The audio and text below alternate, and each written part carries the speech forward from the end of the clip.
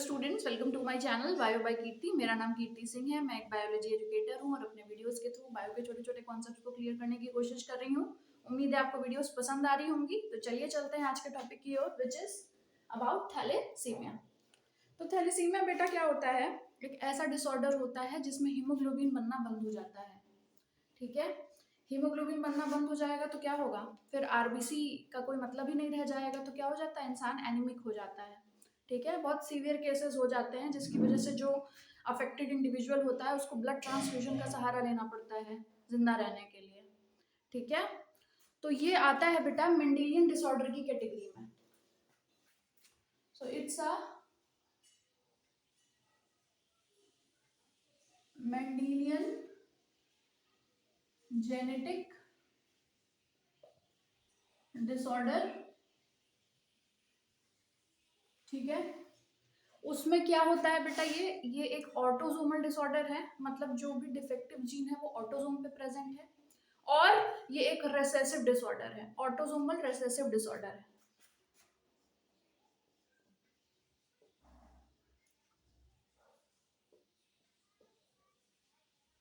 Recessive disorder है। ठीक है, आइए देखते हैं इसमें होता क्या है। बेटा जो हीमोग्लोबिन का स्ट्रक्चर होता है उसमें हमने देखा है कि 4 हीमी ग्रुप्स होते हैं जिनके सेंटर पे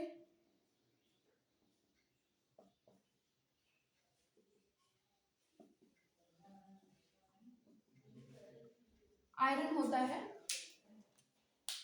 और इन 4 हीमी ग्रुप से ग्लोबिन चेन अटैच्ड होती है। ठीक है, 2 अल्फा चेन और 2 बीटा चेन्स।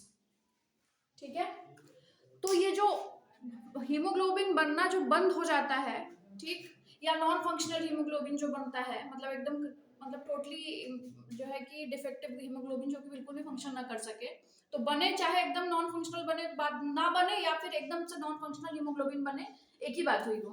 ठीक है, क्योंकि काम तो वो कर नहीं पाएगा। ठीक, तो वो एक ही चीज है कि वो जो जीन है वो डिफेक्टिव हो गई या डिलीट हो गई या म्यूटेट होकर एकदम से नॉन फंक्शनल हो गई, जिसकी वजह से ये हीमोग्लोबिन बनना बंद हो जाएगा। This is a haemoglobin molecule. ये क्या है? हीमोग्लोबिन मॉलिक्यूल है। ठीक, तो हीमोग्लोबिन मॉलिक्यूल में कहां पे डिफेक्ट आता है? तो ये जो 4 चेन्स लगी हुई हैं, अल्फा चेन और 2 बीटा चेन, ठीक है, इनकी सिंथेसिस रुक जाएगी। ठीक, इनकी सिंथेसिस रुक जाएगी। जब इनकी सिंथेसिस रुक जाएगी तो हीमोग्लोबिन मॉलिक्यूल तो अधूरा हो जाएगा ना। हीमोग्लोबिन मॉलिक्यूल इन सब पूरे से बनता है। ठीक, अगर इसमें से कुछ भी ना बने, जैसे बीटा चेन नहीं बनी, तो मतलब हीमोग्लोबिन मॉलिक्यूल खराब हो गया। ठीक, ठीक, तो हीमोग्लोबिन मॉलिक्यूल मतलब खराब का मतलब एकदम टोटली नॉन फंक्शनल हीमोग्लोबिन बन गया। ठीक, तो या ये भी हो सकता है एक बीटा चेन खराब हो। ठीक, या हो सकता है दोनों बीटा चेन खराब हो, या हो सकता है एक अल्फा चेन खराब हो, या हो सकता है दोनों अल्फा चेन खराब हो, या हो सकता है 4 की चारों चेन खराब हो। खराब इन द सेंस बने ही ना, बननी ही बंद हो जाए। ठीक, तो उस केस में हीमोग्लोबिन बनेगा नहीं बनेगा। ठीक, तो ये सिनेरियो होता है कि इन चारों में से कोई एक चेन भी बननी बंद हो जाए। ठीक, या एकदम बिल्कुल डिफेक्टिव तरीके से बने, या 2 खराब हो जाए, 3 खराब हो जाए, 4 खराब हो जाए, मतलब चारों की चारों खराब हो जाए। ठीक, तो इसी इसी यही डिफेक्ट होता है इसमें। ठीक, कि इसमें जो ग्लोबिन चेन्स होती हैं, ग्लोबिन चेन्स होती हैं, इनका दो सिनेरियो हो सकता है। इधर they are not getting synthesised, do not get synthesised. ठीक है, ये जो ग्लोबिन चेन्स है, ठीक, 4 की चारों या कोई भी 1 2 3 या 4 की 4, या तो ये बने ही ना, या तो बने तो एकदम कंप्लीटली नॉन फंक्शनल और एकदम टूटी, मतलब एकदम बेकार सी बने। ठीक है, एकदम टोटली डिफेक्टिव, या फिर बन भी रही है तो totally defective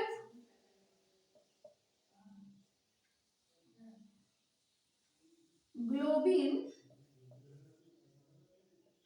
chains are synthesized। ठीक है, दोनों दोनों चीजें हो सकती है, या तो ये बने ही ना, टोटली ना बने, क्या हो इसको बनाने वाली जो जीन है वो डिलीट हो जाएगी तो बनेगी ही नहीं, या इतनी बुरी तरीके से सीवियर तरीके से म्यूटेट हो जाए तो भी नहीं बनेगी, या फिर ऐसा म्यूटेशन हो कि वो नॉन फंक्शनल टाइप की चेन बने।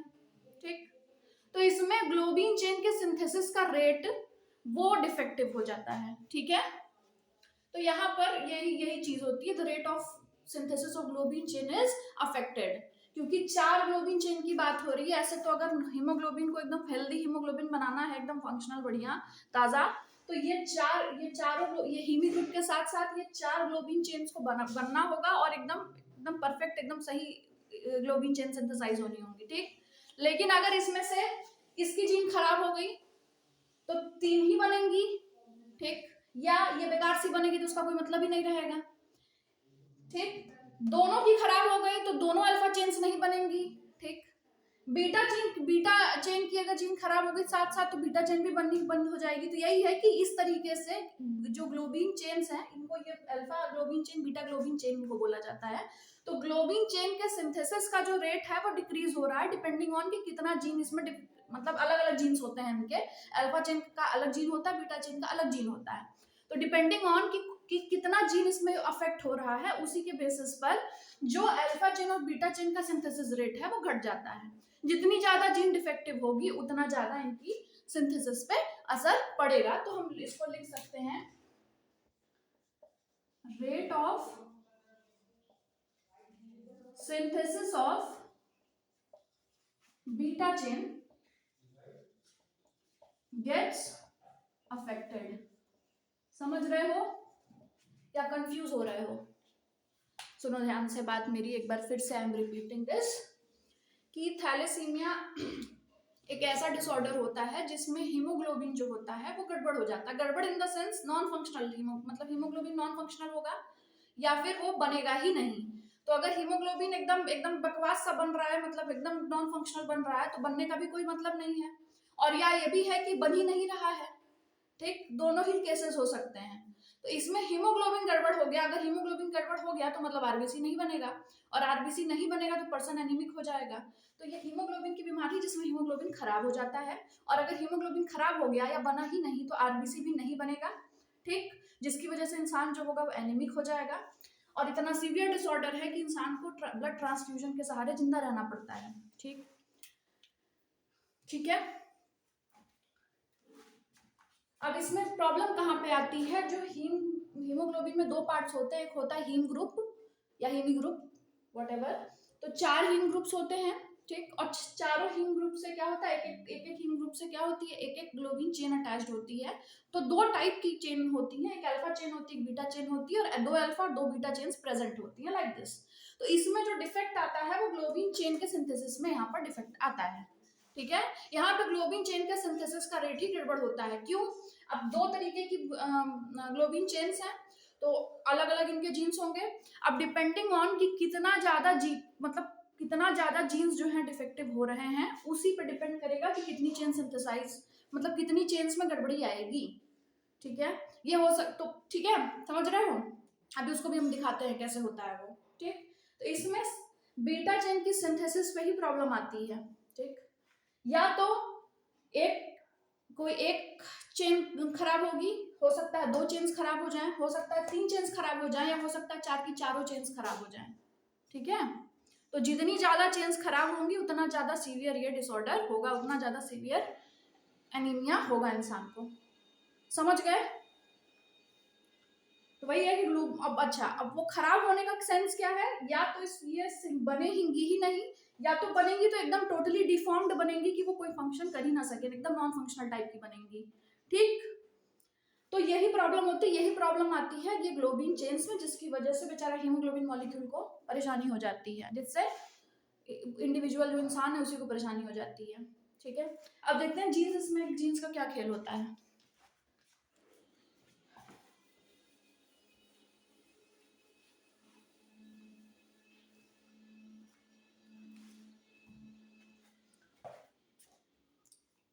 तो बेटा जीन्स का यहाँ पर ये मैटर है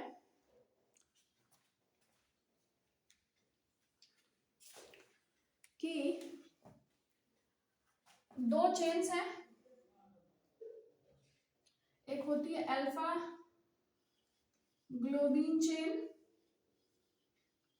ठीक, और एक है बीटा ग्लोबिन चेन, ठीक। जो अल्फा ग्लोबिन चेन की जो जीन होती है वो क्रोमोसोम नंबर 16 पे प्रेजेंट होती है। समझ में आया?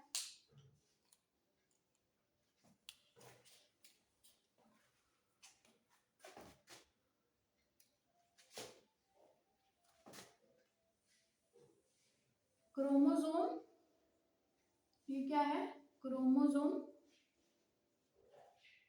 16, क्रोमोसोम नंबर 16, 23 पेयर होता है ना, 23 पेयर होते हैं क्रोमोसोम्स के, तो जो 16th पेयर होता है उस पे ये जीन प्रेजेंट होती है, ठीक। और एक नहीं, दो दो जीन्स होती हैं, ठीक है।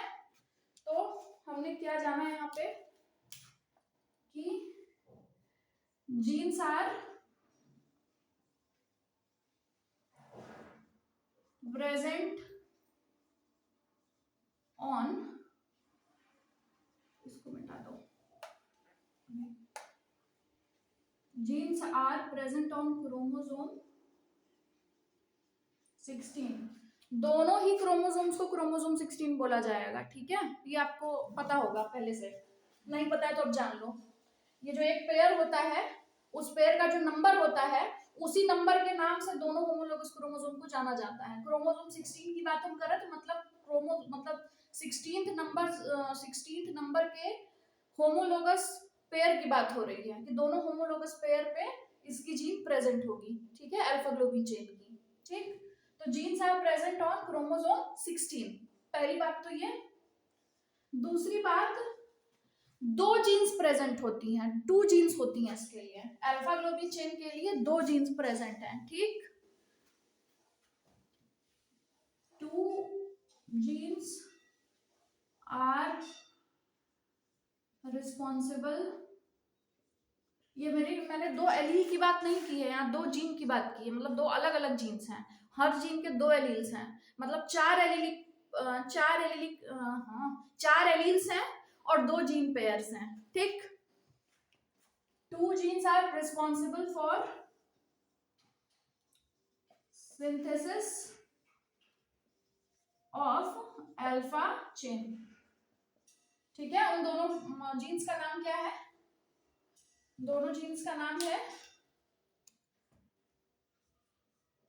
HBA1, this is one gene, और इस जीन की 2 कॉपी होगी, मतलब 2 एलील्स होंगे इसके, ठीक। और दूसरी जीन है HBA2, समझ में आया? तो जो अल्फा ग्लोबिन चेन होती है उसके लिए 2 अलग अलग जीन्स रिस्पॉन्सिबल होती हैं उसके सिंथेसिस के लिए, उनका नाम क्या है, HBA1 और HBA2। मतलब HBA1 की 2 कॉपी होगी, मतलब इस जीन के 2 एलील्स होंगे और इस जीन के 2 एलील्स होंगे, तो मतलब टोटल 4 एलील्स मिलकर के total 4 alleles will be controlling the synthesis of alpha globin chain. इसके भी 2 एलील्स लिख दें, कंफ्यूज नहीं होना है आपको, और इसके भी 2 एलील्स, ये दोनों मिल करके they are controlling the synthesis of alpha globin chain. तो मतलब, ठीक है, तो मतलब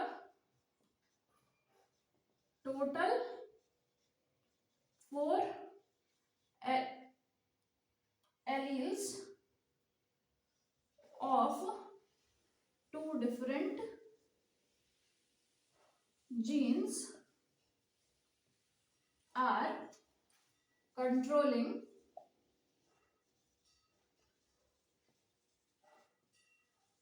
the synthesis of alpha globin chain. In short, I am writing alpha chain. समझ गए? ठीक। जो हीमोग्लोबिन की अल्फा चेन होती है उसकी जीन्स कहाँ प्रेजेंट होती है, क्रोमोसोम नंबर 16 पे, और क्या होती है, एक नहीं 2 जीन्स होती हैं, उनका नाम क्या है, HBA1 एंड HBA2, ठीक। और 2 अलग अलग जीन्स हैं और हर जीन की 2 एलील, मतलब टोटल 4 एलील 2 डिफरेंट जीन्स की 4 एलील्स मिलकर के अल्फा ग्लोबिन चेन की सिंथेसिस को कंट्रोल करेगी। समझ गए? और एक बात और आपको ध्यान में रखनी है कि ये जो दोनों जीन्स हैं HbA1 and HbA2 they both are closely linked genes. Closely link का मतलब आप जानते हो ना कि एकदम पास पास, क्रोमोसोम में एकदम पास पास होती हैं। ठीक, उसका सिग्निफिकेंस आप जानते हैं कि क्रॉसिंग ओवर भी होता है तो साथ साथ जाती हैं तो रिकॉम्बिनेशन की फ्रीक्वेंसी कम हो जाती है। Okay, let it be, let leave that topic, यहाँ पे रहो फिलहाल। तो these HbA1 and HbA2 are closely linked genes. Third point किधर लिखूं?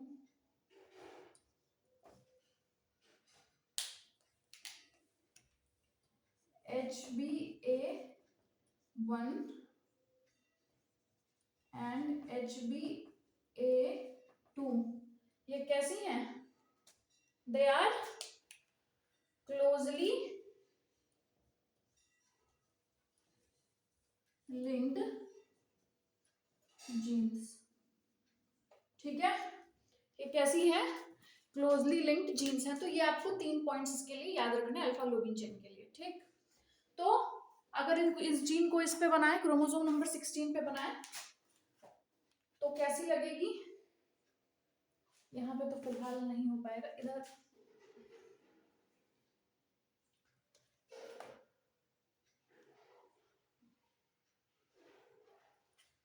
ठीक है, एक एलिलिक पेयर इधर ऊपर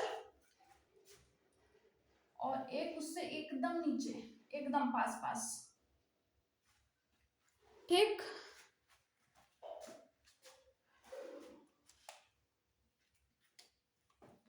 ऊपर वाला क्या है? HbA1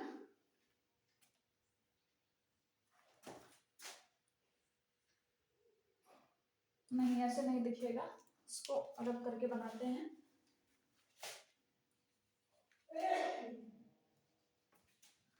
ठीक है, ऐसे पास पास है, इसको हम थोड़ा बड़े में दिखाते हैं आपको कैसे होगा।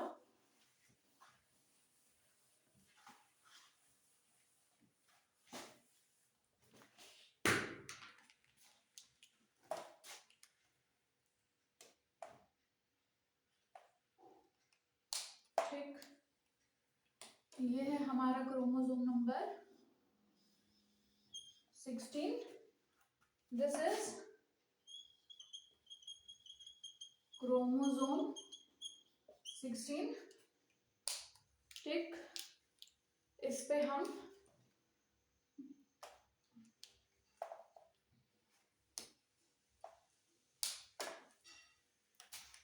ड्रॉ करेंगे HbA1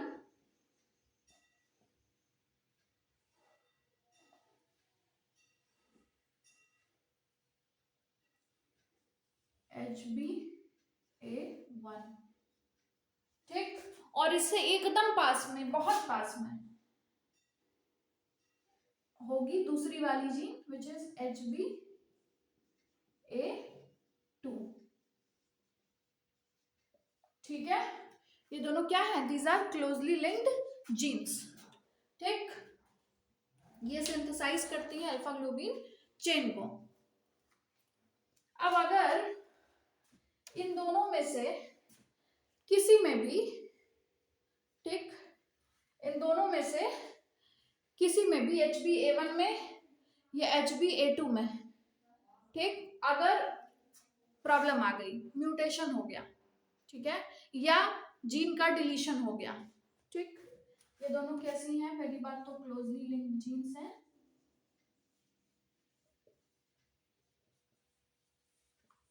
ठीक, अब इन दोनों में से, ठीक है, या तो म्यूटेशन हो जाए,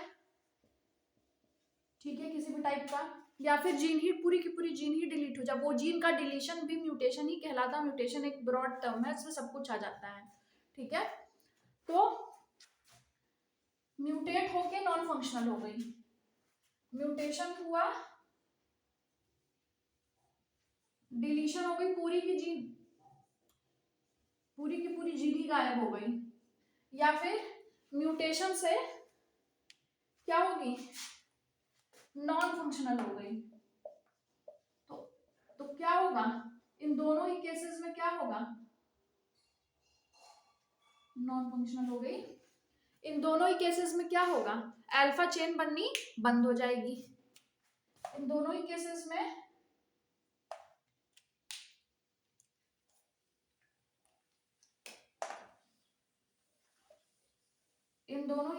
क्या होगा,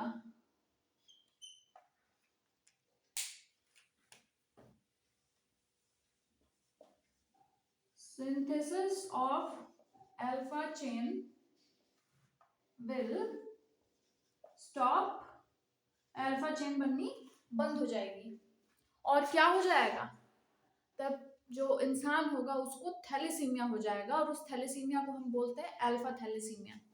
ठीक है, तब क्या होगा, क्या हो जाएगा इस केस में, इस केस में होगा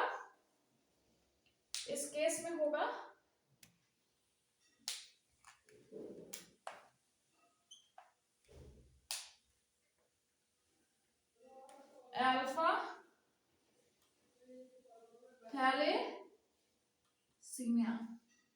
ठीक है, समझ में आ गया।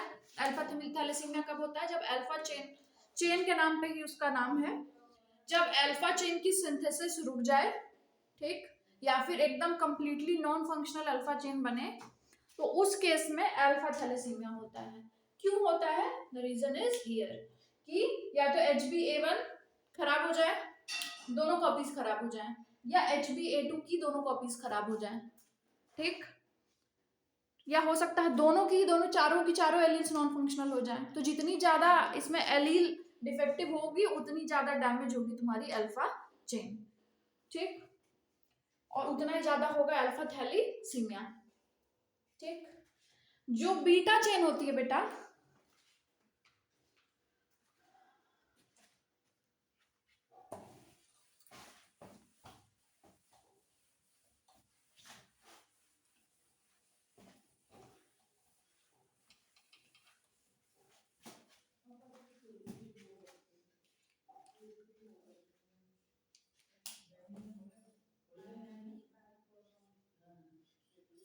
जो बीटा चेन होती है उसका क्या है, तो उसकी भी जीन है, उसकी जीन कहाँ प्रेजेंट होती है,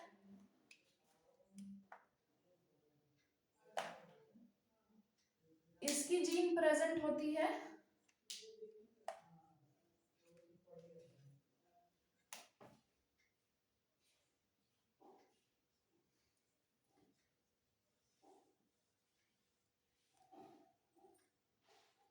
gene is present on chromosome number 11। जो 11वें पोजीशन का क्रोमोसोम होता है, मतलब 11वें पोजीशन का जो होमोलोगस पेयर होता है, उस पे ये जीन प्रेजेंट होती है। ठीक है,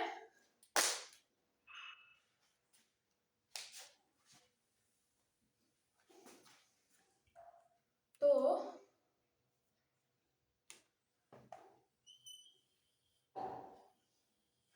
ये क्या है, क्रोमोसोम 11, इस पे प्रेजेंट होगी इसकी जीन, और एक ही जीन होती है बेटा, ठीक, इसके लिए बीटा चेन के लिए वन जीन इज रिस्पॉन्सिबल। ठीक है, उसका नाम क्या होता है, उसका नेम होता है HBB जीन। HBB जीन होती है जो कि प्रेजेंट होती है क्रोमोसोम नंबर 11 पे। ठीक, जीन एक है और एलील्स इसके 2 होंगे। ठीक, तो इसके क्या होंगे, 2 एलील्स होंगे। समझ गए। तो अगर हम इसको ड्रॉ करेंगे तो इस तरीके से 2 HBB ड्रॉ कर देंगे। ठीक, तो ये जो जीन होता है ये रिस्पॉन्सिबल होता है क्या करने के लिए, बीटा चेन की सिंथेसिस करने के लिए। अब अगर इस जीन में डिफेक्ट आ जाए, वही सेम डिफेक्ट, या तो म्यूटेट होके कंप्लीटली नॉन फंक्शनल हो जाए या जीन ही डिलीट हो जाए। ठीक, कि ये जो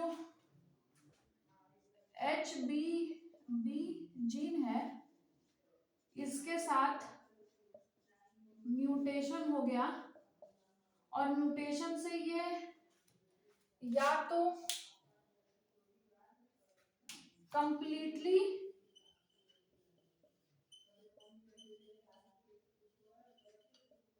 नॉन फंक्शनल हो जाए या डिलीट हो जाए पूरी तरह से, डिलीशन हो जाए पूरी तरीके से। तो क्या होगी, बीटा चेन बननी बंद हो जाएगी, या अगर बनेगी भी तो एकदम डिफेक्टिव जो कोई काम ना कर सके। ठीक, ठीक है। तो उस केस में क्या होगा, उस केस में भी थैलेसीमिया हो जाएगा। ठीक, उस केस में भी हीमोग्लोबिन जो है नहीं बनेगा। तो इसका नाम होता है, इस वाले थैलेसीमिया का नाम होता है बीटा थैलेसीमिया। ठीक है, इस केस में क्या होता है, ये वाला जब केस होता है तो क्या होता है, इस केस में बीटा बीटा थैले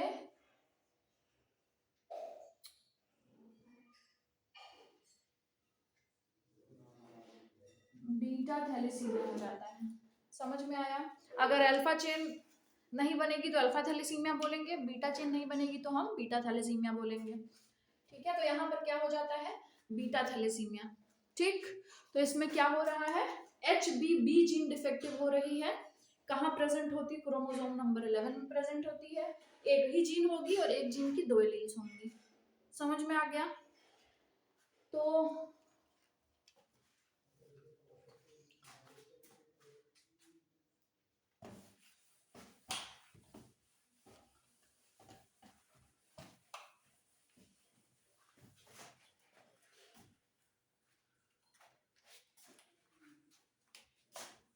यहाँ पर बेटा 2 कैटेगरीज हैं। ठीक है, एक है अल्फा थैलेसीमिया और एक है बीटा थैलेसीमिया।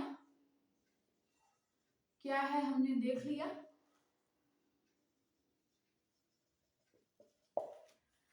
अब एक बात बताओ कि हमने 3 जीन्स का जिक्र किया, HbA1, HbA2 और HbB। ठीक है, अगर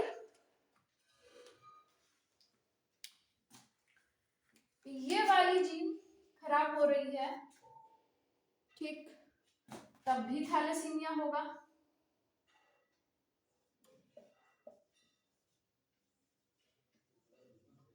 ठीक, अगर ये वाली जीन खराब हो रही है तब भी थैलेसीमिया होगा। ठीक है, ठीक, अगर ये वाली जीन खराब हो रही है तब भी थैलेसीमिया होगा।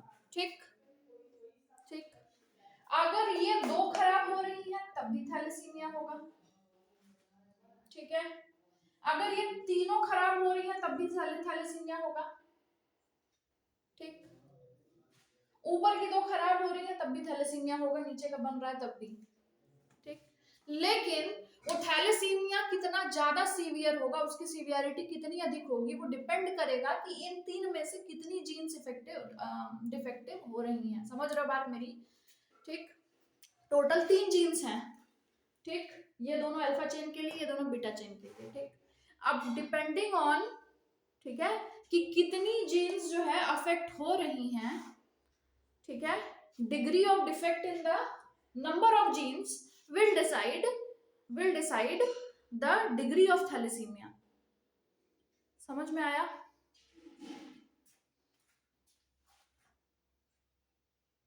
समझ रहे हो, the degree of defect in the number of genes, मतलब कितनी जीन्स डिफेक्टिव हो रही हैं उस आधार पर डिसाइड होगा उस आधार पर डिसाइड होगा कि थैलेसीमिया कितना सीवियर हो रहा है।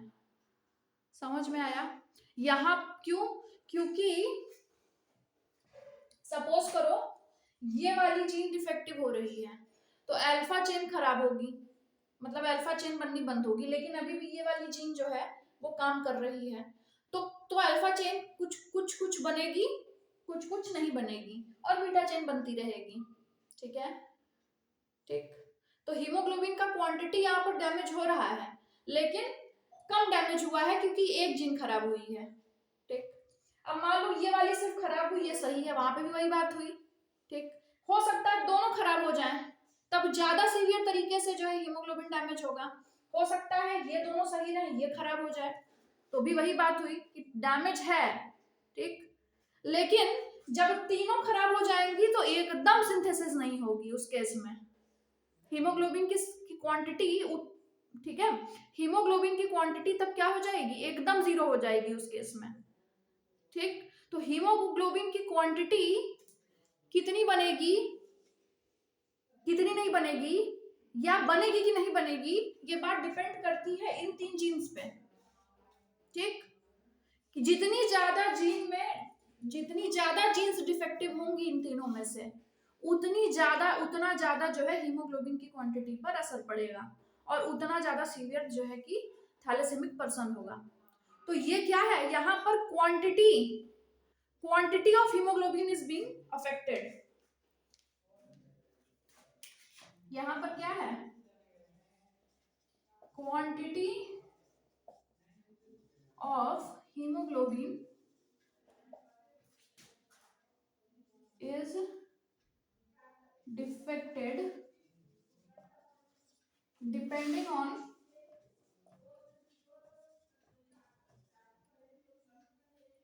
number of defective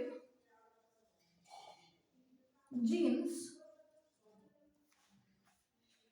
ठीक है, ठीक। तो इस बेसिस के आधार पर, मतलब सॉरी, इस बेसिस पर या इस आधार पर इस थैलेसीमिया को क्वांटिटेटिव डिसऑर्डर की कैटेगरी में रखा गया है। क्यों? क्योंकि यहाँ पर हीमोग्लोबिन की क्वांटिटी पर असर पड़ रहा है डिपेंडिंग ऑन कि कितनी जीन्स इसमें खराब, क्योंकि इसमें एक से ज्यादा जीन्स इन्वॉल्व है। ठीक, तो जितनी ज्यादा जीन्स खराब होंगी उतना ज्यादा ये क्वांटिटी पे अफेक्ट आएगा, और उतना ज्यादा जो पर्सन है वो एनीमिक होगा। ठीक, तो ऑन द बेसिस ऑफ कि कितनी कितनी जीन्स इसमें से डिफेक्टिव हो रही है, उस बेसिस पर हीमोग्लोबिन की क्वांटिटी डिपेंड करेगी। ठीक, तो यहाँ पर क्वांटिटी पर असर पड़ रहा है, तो इसलिए इस आधार पर या इस बेसिस पर इस डिसऑर्डर को हम रखते हैं क्वांटिटेटिव डिसऑर्डर की कैटेगरी में। ठीक, ये क्या है, इस बेसिस पर हम कहेंगे क्या कि it is a quantitative disorder. ठीक है, हमने एक और डिजीज पढ़ी थी, sickle cell anaemia. Sickle cell anaemia में क्या होता था, हीमोग्लोबिन बनता था, उसमें हीमोग्लोबिन बनना बंद नहीं होता था, हीमोग्लोबिन बनता था, लेकिन डिफरेंटली फंक्शनिंग हीमोग्लोबिन बनता था। हीमोग्लोबिन का फंक्शन थोड़ा सा गड़बड़ हो जाता था, क्यों होता था वो हमने पढ़ा है, जिसकी वजह से क्या होता था, लो ऑक्सीजन टेंशन की वजह से आरबीसी का शेप चेंज हो जाता था, सिकल लाइक हो जाता था। तो वहां पर फंक्शनल हीमोग्लोबिन सिंथेसाइज हो रहा था, उस डिसऑर्डर में फंक्शनल हीमोग्लोबिन ही सिंथेसाइज होता है, लेकिन उसका फंक्शन थोड़ा सा ऑल्टर हो जाता है, तो वो क्वालिटेटिव डिसऑर्डर था। क्यों? क्योंकि वहां पर हीमोग्लोबिन की क्वालिटी बदल रही थी। ठीक, it was the qualitative disorder because the quality of haemoglobin was being affected in that case. लेकिन यहाँ पर हीमोग्लोबिन की क्वांटिटी पर असर पड़ रहा है, तो यहाँ पर quantity of hemoglobin is being affected, that is why it is kept in the category of quantitative disorder. So it's a quantitative disorder. ठीक है, और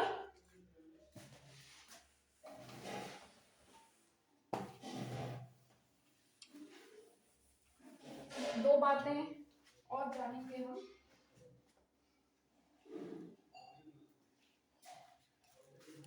ये बेटा ऑटोसोमल रिसेसिव डिसऑर्डर है, तो इसकी वजह से ये क्या करेगा, जेनरेशंस स्किप करेगा एज यूजुअल, ठीक। और तभी आएगा जब दोनों पेरेंट्स जो होंगे वो हेटेरोजाइगस होंगे।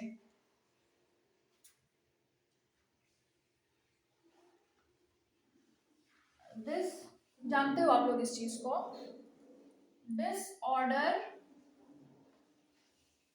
will only manifest in the children या offsprings only when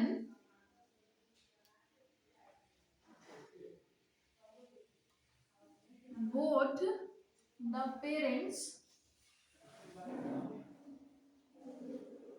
are heterozygous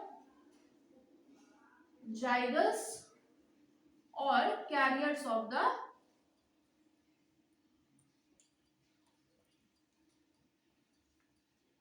disease।